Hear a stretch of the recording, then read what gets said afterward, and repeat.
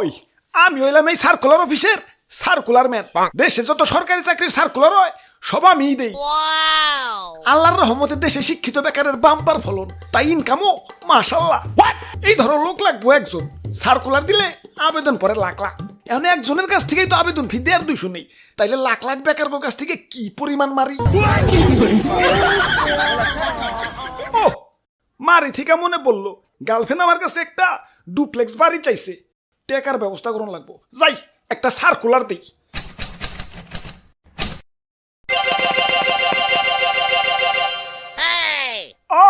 টেকাই টেকা না, এত অল্পতে খুশি হইলেব না, কাস্টমার আরো বাড়াই তৈব।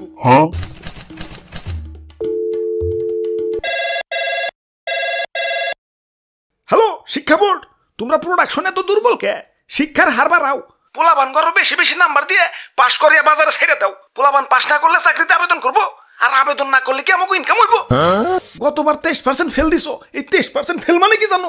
23% কাস্টমার হারানো। বাড়াও, পাশের হার বাড়াও।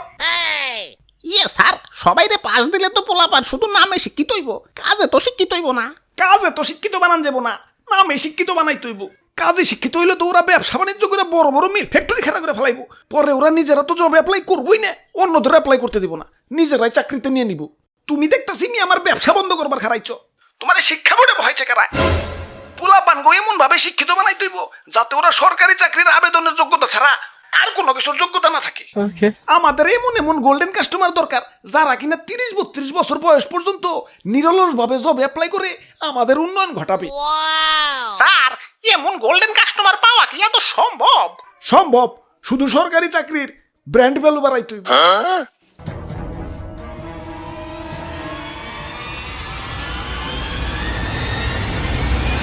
হ্যালো হ্যালো আন্টি, মেয়ের বিয়া কিন্তু সরকারি চাকরিওয়ালা সেরা সারা দেন না। আর প্রতিবেশীকে কয়ে দেন সরকারি চাকরি ইজ গ্রেটার দেন কোটি টাকার ব্যবসা।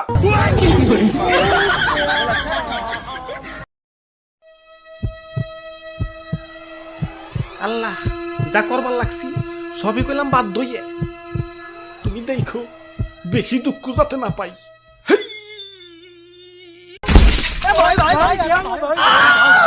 ওরে বাপুরে, ইয়া মাজাটা মোর তেনাতে নইয়া গেলে। ধরুমিয়া দেখ খেলাপ দিতে পারেন না, নিজে তো মরবেনি, লগে কি আমাকে নিয়ে মরবেন নাকি? ধুর, কিছুই তৈল না, আবার সেই সিঁড়ি বেয়ে ছাদে উঠন লাগবে। ওরে বাপুরে, ইয়া তুমি মরতে চাও কেন? আরে দাদু মরবার চা মুকেলা, মরবার না, পঙ্গু এবার চাই। পঙ্গু কাকা কেন কেন? আর দুঃখের কথা কি কমু, 2000 সালে বিয়ে পাশ করছি। এখন 5 যখন করছি, চাকরি করা তো বাধ্যতামূলক, নইলে পাড়া প্রতিবেশী আর আত্মীয় স্বজন তো আছেই সিসি করার লাগে।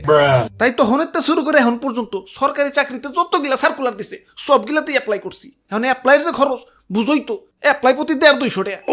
এখন অ্যাপ্লাইয়ের খরচ না হয় বাদ দিলাম, মাগার এই চাকরির পরীক্ষা গিলা যে হয় সিট পরে কোনে জানো? বাড়ি থেকে 150 কিলো দূরে। এই 150 কিলো যাইতে ভাড়া লাগে না? আর সারাদিনের খাওয়ানোর খরচটা আছে। বাপের হোটেলটা দেউলিয়া বানিয়ে হলাইছি এই জব অ্যাপ্লাই করতে করতে। যজ্ঞা চাকরি যখন দরকার অ্যাপ্লাই তো চালিয়ে যাওনি লাগবো। এখন অ্যাপ্লাই যে করবো, পকেটে তো টেয়া নাই, আর বাপেরও তো আগেই দেউলিয়া বানাইছি। আর হাওলাত যে করবো, এই বেকারে হাওলাত দেবো কেঠায়। তাই ভাবছি ভিক্ষা করবো। মাগার আমার এই সুস্থ সবল শরীর দেখে কেউ আর ভিক্ষা দিবার চায় না, তাই এই ছাদ থেকে লাভ দিলাম। পঙ্গু পঙ্গু হইলে তার কেউ ভিক্ষা দিবার মানা করবার পারবো না। চাকরির আবেদন তো চালিয়ে যাওয়ার লাগবো। জীবিকা নির্বাহের জন্য চাকরি আর কতটা দরকার? সরকারি চাকরির আবেদনের টাকা জোগানোর জন্য একটা চাকরি আরো বেশি দরকার।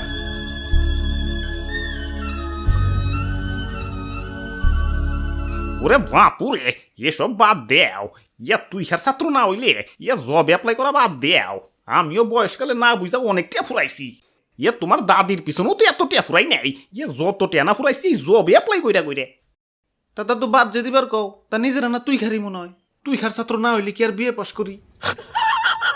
ওরে বাপুরে, এই ওভার কনফিডেন্সের কারণেই তো বাপেরে দিয়ে উলিয়া বানাইছো। এই অ্যাপ্লাইয়ের পিছনে যত অর্থ আর সময় ব্যয় করছো, এগুলা যদি অন্য কোনো কাজে ব্যয় করতা, এতদিনে তো বিজনেস ম্যাগনেট হয়ে যাইতে। ঠিক কইছো দাদু, আর আমি যে কয়টা ফুরাইছি সেই টাকা দিয়ে আইফোন কিনা পারতাম। ওই আইফোন দিয়ে যদি টিকটকও করতাম এতদিনে সেলিব্রিটি হইয়া প্রিন্স কার সেলুন খোলা পারতাম।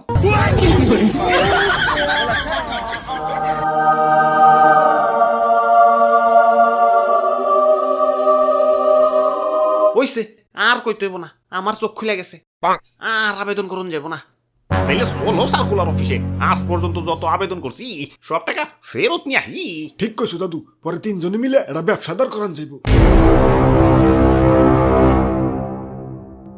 ওই সার্কুলার দিয়া তো ইনকাম ভালোই করতাছি, কিন্তু এতটা রাহুম কনে? ব্যাংকে রাহুম না, ব্যাংকে মনে হয় জায়গা হইব না। ওরে বাপুরে, আমগো টাকা আমগো ফেরত দেও। কিসের টাকা? এতদিন যে চাকরিতে আবেদন করছি ওই টাকা। আবেদন করছো ভালো কথা, যাও পরীক্ষা দাও গা। বাবা পরীক্ষা তো দিছি, তাইলে তো আরো ভালো কথা, যাও রেজাল্টের জন্য অপেক্ষা করো গা। রেজাল্টও দিছে কিন্তু চাকরি পাই নাই, তাইলে আর কি টাকা মায়ের। মায়ের মানে আমগো টাকার হিসাব চাই।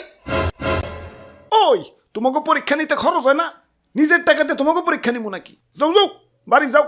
আব্বে হালায় 5 টাকার প্রশ্ন আর 10 টাকার খাতা দিয়ে লাখ লাখ বেকার গোকাস থেকে কোটি কোটি টাকা হাতে নিতেছ, আবার কম পরীক্ষা নিতে খরচ হয় না। আবার সিস্টেম করছো টেলিঠক ছাড়া আবেদন ফি দাও যাবো না। ভালোই ব্যবসা খুলা বসছো, সার্কুলার দিয়েও টাকা কামাও, আবার সিম বেচাও টাকা কামাও। আস্তে কো ব্যবসার গোমুর কি ফাঁস করে দিবা নাকি? চাকরির আবেদন ফ্রি করো, নইলে আমাকে মতো যারা রেগুলার কাস্টমার, মানে যারা বারবার আবেদন করে তাগরও তো একটু ডিসকাউন্ট দাও। বাপ মায়ের লাখ লাখ টাকা খরচ করে পড়ালেখা করাইছে, ভাবছে পোলা বড় হয়ে চাকরি বাকরি করে বাপ মায়ের মুখ উজ্জ্বল করবো। এখন চাকরি তো পরের সাবজেক্ট, টাকার জ্বালায় তো আবেদনই করবার পারতাছি না। এখন বাপ মায়ের মুখকে আমি ফেরেন লাভলিতে উজ্জ্বল করবো।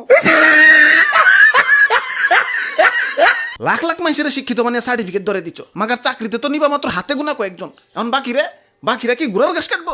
এখন দেশে কোম্পানি চাকরি আছে বুঝলাম, মাগার কোম্পানি চাকরিতে তো আবার অভিজ্ঞতা লাগে। এখন ওই অভিজ্ঞতা কি তোমাকে স্কুল কলেজে শিখায়? হালার অভিজ্ঞতা না হয় বাদ দিলাম, সেদিন ক্লাস 1 থেকে লয়ে ক্লাস 15 সবগুলা বই তামা করে খুঁজাও কোথাও পাইলাম না যে কিভাবে টাকা কামাইতে হয়। ঠিক কইছেন ভাই, স্কুল কলেজে তো আর চাকরি করার যোগ্যতা বানায় না, আবেদন করার যোগ্যতা বানায়। বহুত হইছে, আর আবেদন করুম না, দাও আমগো ফেরত দাও। কেন আর আবেদন করবো না কেন? দরকার বললে ব্যাংক লোন নেও, তোমার বয়স তো আছে, বাপ মায়ের মুখ উজ্জ্বল করার তো চান্স আছেই। 30 বছর পর্যন্ত জবে অ্যাপ্লাই করতে থাকো না, দেখই না কি হয়। ওরে বাপুরে, ওই আশায় থাকতে থাকতেই তো আমি মুরব্বী হয়ে গেছি। জীবনে না পাইলাম চাকরি, না পাইলাম সুকরি। 30-এর পর গিয়ে কি আর বিয়ের শখ থাকে? ঠিক কইছো দাদু। ওই তোমাকে আবুল তাবুল কথা শোনার আমার টাইম নাই, তোমরা যাও, আমার বহুত কাম আছে। আমার আবার চাকরির আবেদনের বয়স বাড়িয়ে আমার ডেট ওভার কাস্টমার আবার বেকান্ত হইব। তোমাকে মতো বেকার হয়ে থাকলে হইব না, ইনকাম বাড়াইতে হইব। চাকরির আবেদনের বয়স বাড়িয়ে আমার ডেট ওভার কাস্টমার আবার বেকান্ত হইব। ওরে বাপুরে, আমারে 2টা ভিক্ষা দেও। আরে দাদু এটা কি করলা বাবা, পাও বাংলাকে ইয়া শুনো নাই নাকি চাকরিতে আবার বয়স বাড়াইতেছে? কথা না কইয়া ইয়া ভিক্ষা দেও, আমার আবার আবেদন করুন লাগবো।